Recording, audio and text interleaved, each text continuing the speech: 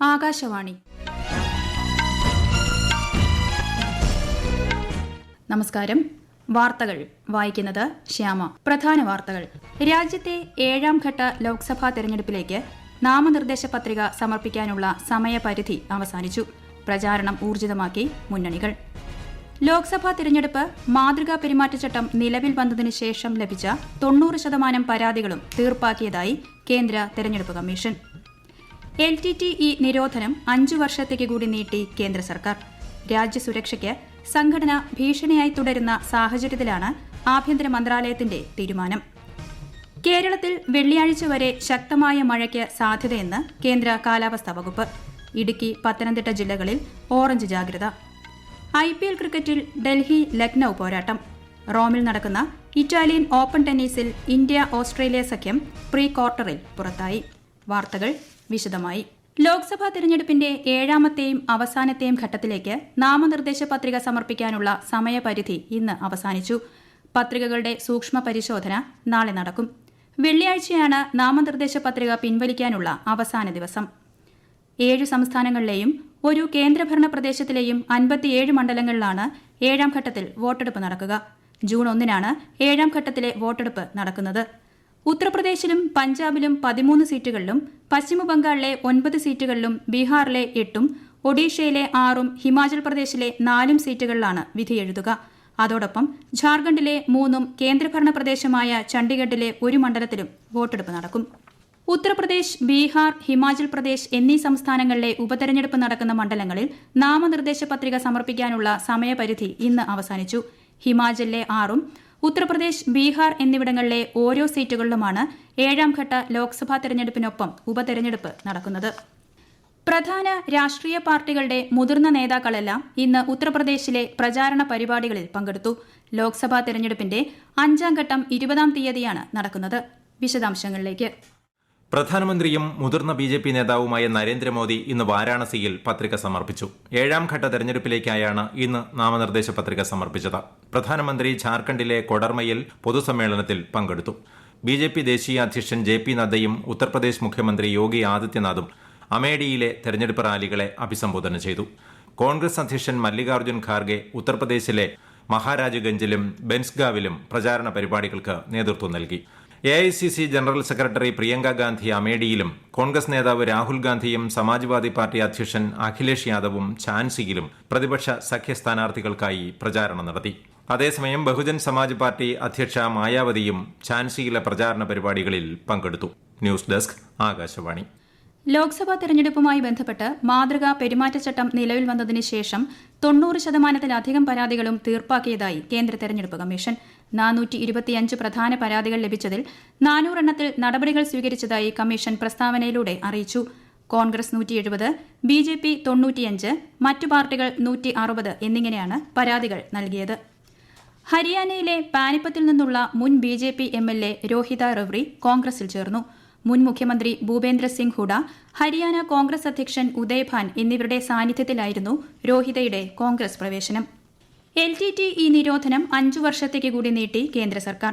രാജ്യത്തിന്റെ പരമാധികാരത്തിനും പ്രാദേശിക അഖണ്ഡതയ്ക്കും സംഘടന ഭീഷണിയായി തുടരുന്ന സാഹചര്യത്തിലാണ് ആഭ്യന്തര മന്ത്രാലയത്തിന്റെ തീരുമാനം. ഇന്ത്യൻ പൌരന്മാരുടെ സുരക്ഷയ്ക്ക് ഗുരുതരമായ ഭീഷണി LTTEയുടെ ഉയർത്തിയതാണ് നിരോധനത്തിന് കാരണമെന്നും ആഭ്യന്തര മന്ത്രാലയം ചൂണ്ടിക്കാട്ടി. കെനിയയിലുണ്ടായ വെള്ളപ്പൊക്ക ദുരന്തത്തിന്റെ പശ്ചാത്തലത്തിൽ കെനിയയ്ക്ക് മാനുഷിക സഹായം എത്തിച്ച് ഇന്ത്യ. 40 ടൺ മരുന്നും പ്രളയ ദുരന്തം അനുഭവിക്കുന്നവർക്കുള്ള അവശ്യ വസ്തുക്കളും ഉൾപ്പെടെയുള്ള 2ാം ഘട്ട സഹായമാണ് ഇന്ത്യ നൽകിയത്. ഈ മാസം 10-ന് ഭക്ഷണവും മരുന്നും ഉൾപ്പെടെയുള്ള വസ്തുക്കൾ കെനിയയിലെത്തിച്ചിരുന്നു. ശക്തമായ മഴയിലും വെള്ളപ്പൊക്കത്തിലും കെനിയയിൽ 250-ലേറെ പേർ മരിക്കുകയും 200-ഓളം പേർക്ക് പരിക്കേൽക്കുകയും 80,000-ലേറെ പേരെ മാറ്റിപ്പാർപ്പിക്കുകയും ചെയ്തു. 77ാമത് കാൻ ചലച്ചിത്രമേളയ്ക്ക് ഇന്ന് ഫ്രാൻസിൽ തുടക്കമാകും. 12 ദിവസം നീണ്ടുനിൽക്കുന്ന മേളയിൽ ഇന്ത്യയെ പ്രതിനിധീകരിച്ച് കേന്ദ്ര സംസ്ഥാന സർക്കാർ പ്രതിനിധികളും ചലച്ചിത്ര മേഖലയിൽ നിന്നുള്ള പ്രമുഖരും പങ്കെടുക്കും. ഫെസ്റ്റിവലിൽ ഇന്ത്യ ആദ്യമായി ഒരു ഭാരത് പർവ് സംഘടിപ്പിക്കും. 55ാമത് International Film Festival of India 2024-ന്റെ ഔദ്യോഗിക പോസ്റ്ററും ട്രെയിലറും ഭാരത് പർവിൽ അനാച്ഛാദനം ചെയ്യും. ഈ വർഷത്തെ IFFI നവംബർ 20 മുതൽ 28 വരെ ഗോവയിൽ നടക്കും. സൈബർ കുറ്റകൃത്യങ്ങൾ സംബന്ധിച്ച് പരാതികൾ വർദ്ധിച്ചുവരുന്ന സാഹചര്യത്തിൽ ജനങ്ങൾ കൂടുതൽ ജാഗ്രത പുലർത്തണമെന്ന് കേന്ദ്രത്തിന്റെ മുന്നറിയിപ്പ്. ഏതെങ്കിലും തരത്തിൽ സൈബർ തട്ടിപ്പുകൾക്കോ ഭീഷണികൾക്കോ ഇരയായാൽ സൈബർ ക്രൈം വിഭാഗവുമായി ബന്ധപ്പെടണമെന്ന് നിർദ്ദേശമുണ്ട്. ഇത്തരത്തിലുള്ള ഫോൺ കോളുകളോ ഇമെയിലുകളോ ലഭിച്ചാൽ ഉടൻ സൈബർ ക്രൈം ഹെൽപ്പ് ലൈൻ നമ്പറായ 1930 എന്ന നമ്പറിലോ www.cybercrime.gov.in എന്ന വെബ്സൈറ്റുമായോ ബന്ധപ്പെടണം. ഈ വാർത്തകൾ ആകാശവാണിയിൽ നിന്ന്. ആകാശവാണി വാർത്തകളും വാർത്താധിഷ്ഠിത പരിപാടികളും all India radio news Thiruvananthapuram എന്ന യൂട്യൂബ് ചാനലിൽ ലഭ്യമാണ്. കൂടുതൽ വാർത്തകൾക്കായി all India radio news Thiruvananthapuram എന്ന ഫേസ്ബുക്ക് പേജും @ARnews_TVM എന്ന എക്സ് ഹാൻഡിലും സന്ദർശിക്കാം. കേരളത്തിൽ ഇന്ന് ഒറ്റപ്പെട്ട ഇടങ്ങളിൽ ശക്തമായ മഴയ്ക്ക് സാധ്യതയെന്ന് കേന്ദ്ര കാലാവസ്ഥാ വകുപ്പ്. ഇടുക്കി, പത്തനംതിട്ട ജില്ലകളിൽ ഓറഞ്ച് ജാഗ്രത പ്രഖ്യാപിച്ചു. തിരുവനന്തപുരം, കൊല്ലം, ആലപ്പുഴ, കോട്ടയം, എറണാകുളം, മലപ്പുറം, കോഴിക്കോട്, വയനാട് ജില്ലകളിൽ ഇന്ന് മഞ്ഞ ജാഗ്രതയാണ്. നാളെ തിരുവനന്തപുരം, കൊല്ലം, പത്തനംതിട്ട ജില്ലകളിൽ മഞ്ഞ ജാഗ്രതയായിരിക്കും. കേരള, ലക്ഷദ്വീപ് തീരങ്ങളിൽ നിന്ന് മത്സ്യബന്ധനത്തിന് പോകരുതെന്ന് മുന്നറിയിപ്പുണ്ട്. രാജ്യത്തിന്റെ പടിഞ്ഞാറൻ തീരമേഖലകളിലെ ഒറ്റപ്പെട്ട സ്ഥലങ്ങളിൽ ഉഷ്ണതരംഗ സാധ്യത തുടരുമെന്ന് കാലാവസ്ഥാ വകുപ്പ്. പടിഞ്ഞാറൻ രാജസ്ഥാൻ, ഉത്തർപ്രദേശ്, പഞ്ചാബ്, തെക്കൻ ഹരിയാന, ബീഹാർ എന്നിവിടങ്ങളിൽ മറ്റന്നാൾ മുതൽ 3 ദിവസത്തേക്ക് ഉഷ്ണതരംഗം അനുഭവപ്പെടും. അതേസമയം രാജ്യത്തിന്റെ തെക്കൻ മേഖലകളിൽ ശക്തമായ കാറ്റും ഇടിമിന്നലും തുടരാൻ സാധ്യതയുണ്ടെന്നും കാലാവസ്ഥാ വകുപ്പ് മുന്നറിയിപ്പുണ്ട്. കേരളത്തിൽ മഞ്ഞപ്പിത്തം പടരുന്ന സാഹചര്യത്തിൽ അതീവ ജാഗ്രത പാലിക്കണമെന്ന് മന്ത്രി വീണ ജോർജ്. മലപ്പുറം, എറണാകുളം, കോഴിക്കോട്, തൃശൂർ ജില്ലകളിൽ പ്രവർത്തനങ്ങൾ കൂടുതൽ ശക്തമാക്കാൻ മന്ത്രി നിർദ്ദേശം നൽകി.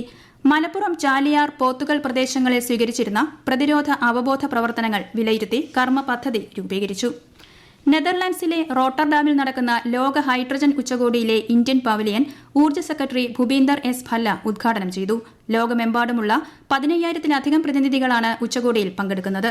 ഗ്രീൻ ഹൈഡ്രജൻ മേഖലയിൽ രാജ്യം കൈവരിച്ച പുരോഗതിയാണ് ഇത് കാണിക്കുന്നതെന്ന് മന്ത്രാലയം വ്യക്തമാക്കി. കഴിഞ്ഞ വർഷമാണ് ദേശീയ ഹരിത ഹൈഡ്രജൻ മിഷൻ രാജ്യത്ത് ആരംഭിച്ചത്. പാക് അധീന കാശ്മീരിൽ പാക് സൈന്യവുമായുള്ള ഏറ്റുമുട്ടലിൽ 4 പേർ കൊല്ലപ്പെട്ടു. നികുതിരഹിത വൈദ്യുതി, ഗോതമ്പ് സബ്സിഡി പുനഃസ്ഥാപിക്കുക എന്നീ ആവശ്യങ്ങൾ ഉന്നയിച്ചാണ് മേഖലയിൽ പ്രതിഷേധം നടന്നത്. സംഘർഷത്തെ തുടർന്ന് വിവിധയിടങ്ങളിൽ 144 പ്രഖ്യാപിച്ചിട്ടുണ്ട്. IPL ക്രിക്കറ്റിൽ ഡൽഹി ക്യാപിറ്റൽസ് ലക്നൌ സൂപ്പർ ജയന്റ്സിനെ നേരിടുന്നു. ന്യൂഡൽഹിയിലെ അരുൺ ജെയ്റ്റ്ലി സ്റ്റേഡിയത്തിലാണ് മത്സരം. ഇറ്റാലിയൻ ഓപ്പൺ ടെന്നീസിൽ ഇന്ത്യയുടെ രോഹൻ ബൊപ്പണ്ണയും ഓസ്ട്രേലിയൻ പങ്കാളി മാത്യു എബ്ഡനും പുറത്തായി. ഇറ്റലിയിലെ റോമിൽ നടന്ന മത്സരത്തിൽ പുരുഷ ഡബിൾസ് പ്രീ ക്വാർട്ടറിൽ 2ാം സീഡായ ഇന്ത്യ ഓസ്ട്രേലിയൻ സഖ്യം സീഡ് ചെയ്യപ്പെടാത്ത ഇറ്റാലിയൻ സഖ്യത്തോട് 2-6, 4-6 പരാജയപ്പെട്ടത്. Common university entrance test May 15 മുതൽ 18 വരെ നടക്കും. ഇന്ത്യയ്ക്ക് പുറത്തുള്ള 26 നഗരങ്ങൾ ഉൾപ്പെടെ 379 നഗരങ്ങളിലാണ് പരീക്ഷ നടക്കുന്നത്. പരീക്ഷ എഴുതുന്ന ഉദ്യോഗാർത്ഥികളുടെ അഡ്മിറ്റ് കാർഡ് വെബ്സൈറ്റിൽ പ്രസിദ്ധീകരിക്കുമെന്ന് NTA അറിയിച്ചു. ഗസയിൽ ഐക്യരാഷ്ട്രസഭ ഉദ്യോഗസ്ഥൻ കൊല്ലപ്പെട്ടതിൽ UN സെക്രട്ടറി ജനറൽ ആന്റോണിയോ ഗൂട്ടറസ് ദുഃഖം രേഖപ്പെടുത്തി. സംഭവത്തിൽ സമഗ്രമായ അന്വേഷണം ആവശ്യപ്പെട്ട അദ്ദേഹം UN ഉദ്യോഗസ്ഥർക്ക് നേരെയുള്ള ആക്രമണങ്ങളെ അപലപിക്കുകയും ചെയ്തു. ഐക്യരാഷ്ട്ര സംഘടനയുടെ സുരക്ഷാ വിഭാഗം ഉദ്യോഗസ്ഥനായ ഇന്ത്യൻ പൌരനാണ് ഗസയിലെ ആക്രമണത്തിൽ കൊല്ലപ്പെട്ടത്. റഫേലെ യൂറോപ്യൻ ആശുപത്രിയിലേക്ക് പോകുന്നതിനിടെ UN ഉദ്യോഗസ്ഥർ സഞ്ചരിച്ച വാഹനത്തിന് നേരെ ആക്രമണമുണ്ടാവുകയായിരുന്നു. ഇന്ത്യയിലെ ഏറ്റവും പഴക്കമേറിയ അർദ്ധ സൈനിക വിഭാഗമായ അസം റൈഫിൾസ് ഈ മാസം 18-ന് പശ്ചിമബംഗാളിലെ കലിംപോങ്ങിൽ വിമുക്ത ഭടന്മാർക്കായി റാലി സംഘടിപ്പിക്കുന്നു. കലിംപോങ്ങിലെ HQ-27 ഡിവിഷനിലെ ഫുട്ബോൾ ഗ്രൌണ്ടിൽ രാവിലെ ആരംഭിക്കുന്ന റാലി ഏകദേശം 3 മണിക്കൂർ നീണ്ടുനിൽക്കും. വിമുക്ത ഭടന്മാർ പരിപാടിയിൽ പങ്കെടുക്കണമെന്ന് അസം റൈഫിൾസ് അറിയിച്ചു. പ്രധാന വാർത്തകൾ വീണ്ടും. രാജ്യത്തെ 7ാം ഘട്ട ലോക്സഭാ തെരഞ്ഞെടുപ്പിലേക്ക് നാമനിർദ്ദേശ പത്രിക സമർപ്പിക്കാനുള്ള സമയപരിധി അവസാനിച്ചു. പ്രചാരണം ഊർജിതമാക്കി മുന്നണികൾ. ലോക്സഭാ തിരഞ്ഞെടുപ്പ് മാതൃകാ പെരുമാറ്റച്ചട്ടം നിലവിൽ വന്നതിന് ശേഷം ലഭിച്ച 90% പരാതികളും തീർപ്പാക്കിയതായി കേന്ദ്ര തിരഞ്ഞെടുപ്പ് കമ്മീഷൻ.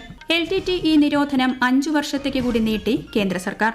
രാജ്യസുരക്ഷയ്ക്ക് സംഘടന ഭീഷണിയായി തുടരുന്ന സാഹചര്യത്തിലാണ് ആഭ്യന്തര മന്ത്രാലയത്തിന്റെ തീരുമാനം. കേരളത്തിൽ വെള്ളിയാഴ്ച വരെ ശക്തമായ മഴയ്ക്ക് സാധ്യതയെന്ന് കേന്ദ്ര കാലാവസ്ഥാ വകുപ്പ്. ഇടുക്കി, പത്തനംതിട്ട ജില്ലകളിൽ ഓറഞ്ച് ജാഗ്രത. IPL ക്രിക്കറ്റിൽ ഡൽഹി ലക്നൌ പോരാട്ടം. റോമിൽ നടക്കുന്ന ഇറ്റാലിയൻ ഓപ്പൺ ടെന്നീസിൽ ഇന്ത്യ ഓസ്ട്രേലിയ സഖ്യം പ്രീ ക്വാർട്ടറിൽ പുറത്തായി. വാർത്തകൾ കഴിഞ്ഞു. അടുത്ത വാർത്താ പ്രക്ഷേപണം രാത്രി 8:35.